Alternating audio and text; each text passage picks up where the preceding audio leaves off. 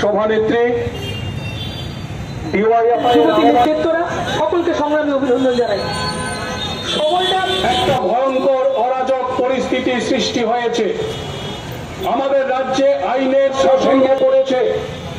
রাজ্যের বিভিন্ন প্রান্তে মহিলাদের উপর নারীদের উপর লোক লজ্জার ভয়ে হয়তোবা পুলিশের কাছে দ্বারস্থ হতে চায় না, বিভিন্ন রকম ভাবে মিটিয়ে নেওয়ার চেষ্টা করেন, বিভিন্ন জায়গায় তারা নিজেদের কমপ্লেনগুলি ধরার চেষ্টা করেন না।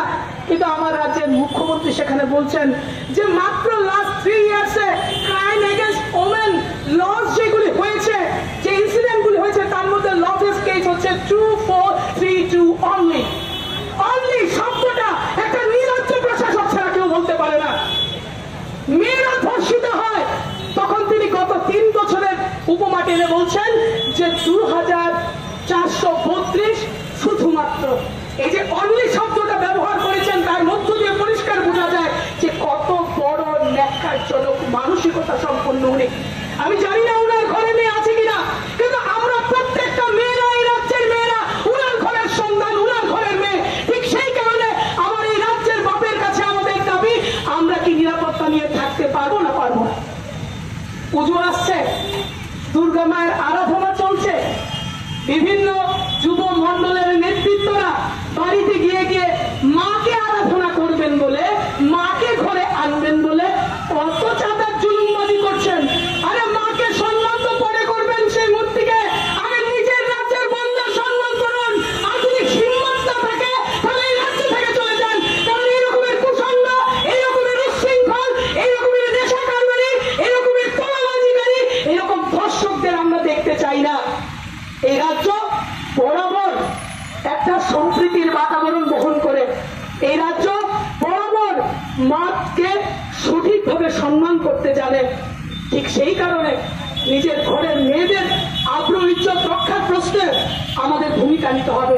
ভুললে চলবে না, এটা মেয়েদের সমস্যা নয়, এটা সমাজের সমস্যা।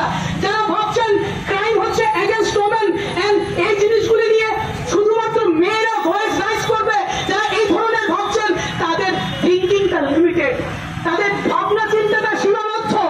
মেয়ে ছাড়া এই জগৎ ভাবা যাবে না। আমরা বলি অর্ধেকটা আকাশের দাবি করি, এই অর্ধেকটা আকাশ আমাদের চাই। এই অন্ধকার রাজত্বে দাঁড়িয়ে আমরা সন্ধানে লড়াই চাই। আমরা প্রতিজ্ঞাবদ্ধ।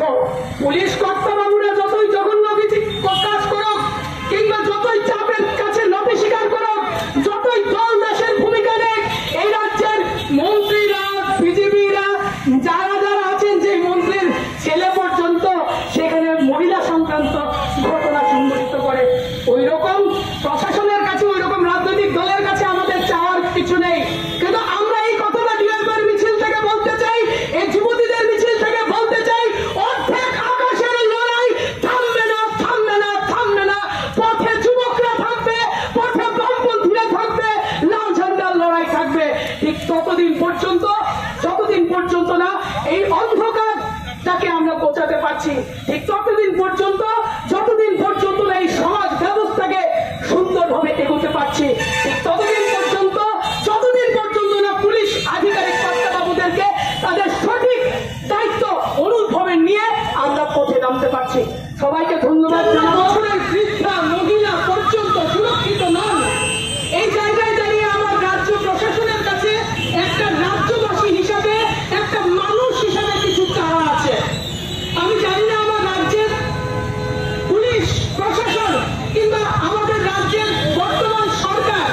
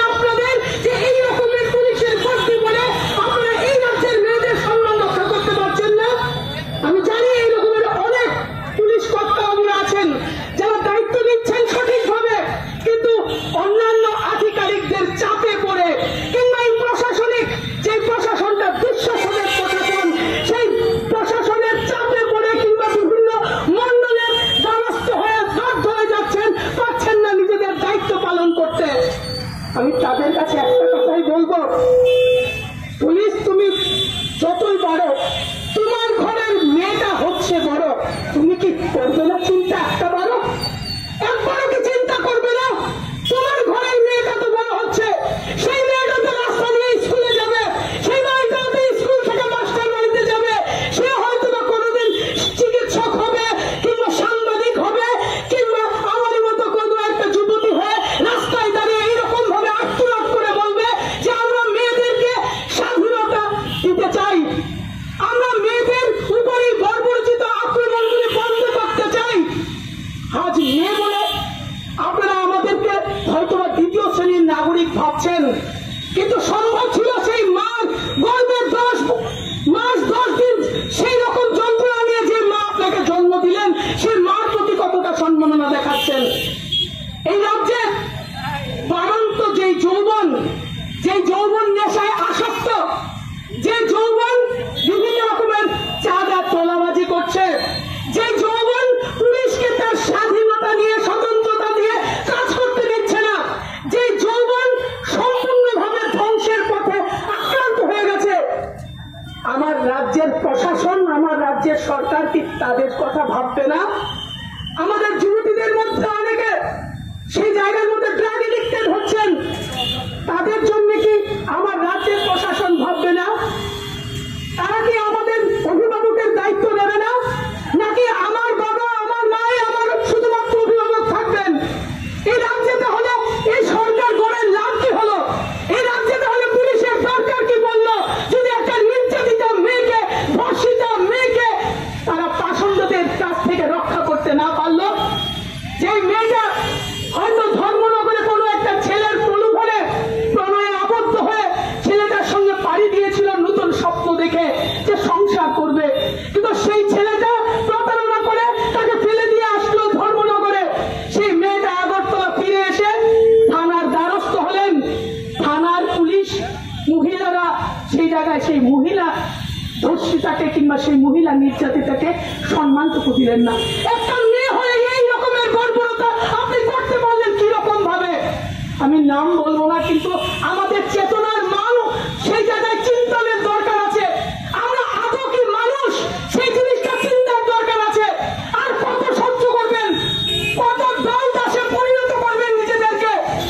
আমি সমস্ত পুলিশের কথা বলছি না, সেই বিবেকহীন মানবতাহীন সেই পুলিশদের কথা বলছি যাদের জন্য আজকে আমাদের লজ্জা হচ্ছে। আমার ঘরের বড় ভাইটাও তো পুলিশের আধিকারিক, সেই ভাইটা যখন নিজের বোনকে মাস্টার বাড়িতে দিয়ে আসে কিংবা নিজের বোনটাকে কলেজের থেকে নিয়ে আসে সন্ধ্যাবেলা, সেই ভাইটা আমার পুলিশ। আমি গর্ব করে আমার বান্ধবীদের কাছে বলি, কিন্তু আমার বান্ধবী যখন নির্যাতিত হয় সেই আমার ভাইটা চোখ বন্ধ করে চলে আসে। ওই রকম সমাজে আমরা থাকতে চাই না বলেই আমাদের আরক্ষা দপ্তরের কর্মীদের কাছে আমাদের আবেদন, আর এই রাজ্যের মেয়েদেরকে এইরকম ভাবে ভর্ৎসনা করবেন না।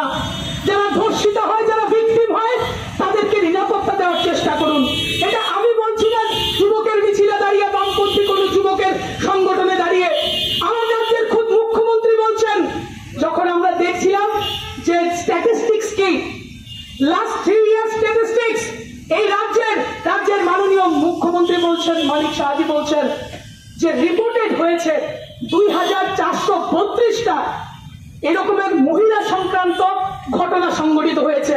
তার মধ্যে 2020 সালে যদি বলি 164টা রেপ কেস সেখানে সংঘটিত হয়েছে। 2021 সালের কথা যদি বলি সেখানে 154টা রেপ কেস সেখানে সংঘটিত হয়েছে, এবং 2022 সালের মধ্যে 140টা রেপ কেস সংঘটিত হয়েছে, লিপিবদ্ধ হয়েছে পুলিশের খাতায়। এই জিনিসগুলি কি পরিসংখ্যান দেওয়ার বিষয়? এই জিনিসগুলি স্ট্যাটিস্টিক্স দেওয়ার